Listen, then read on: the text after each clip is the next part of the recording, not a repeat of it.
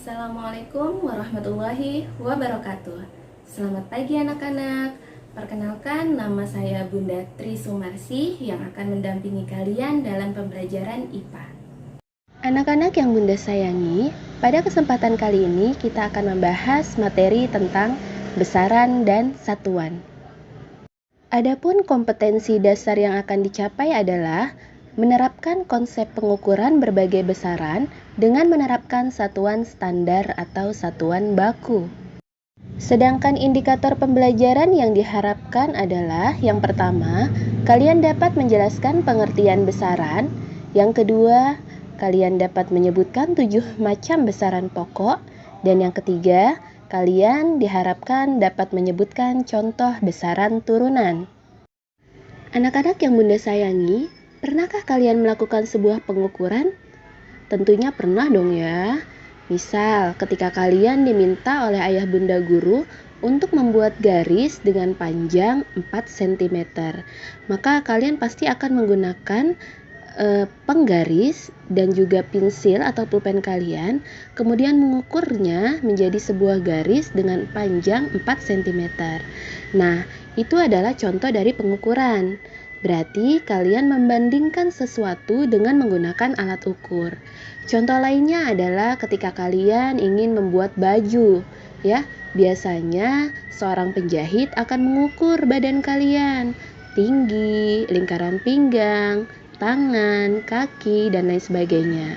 Dan sekarang ketika kalian misal ya pergi ke mall atau ke tempat-tempat lain, pasti kalian akan diukur tensinya dengan menggunakan termometer tembak atau kita kenal dengan istilah termometer gun.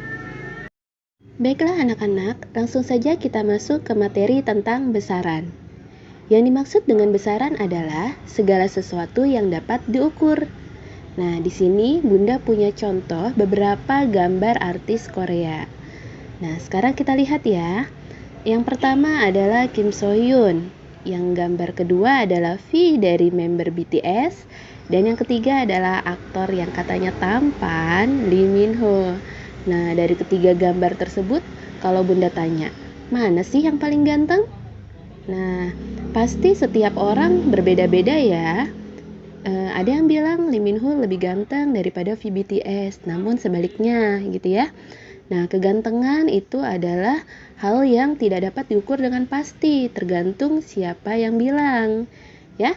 Jadi, kegantengan tadi bukan termasuk besaran.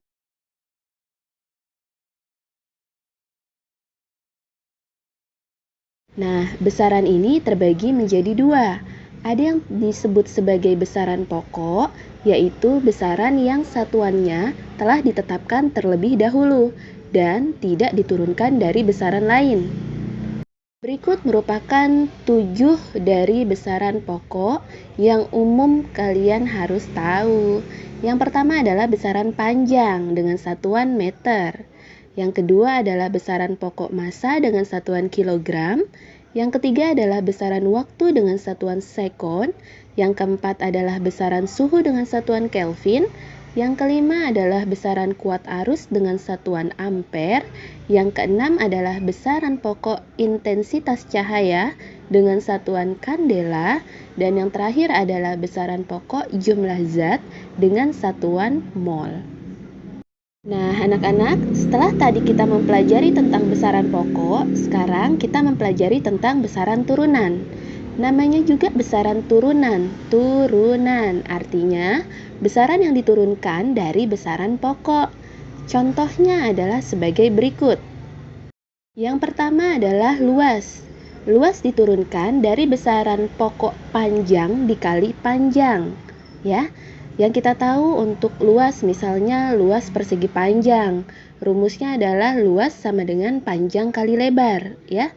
Jadi panjang dikali lebar. Sebenarnya lebar ini adalah panjang yang lebih pendek.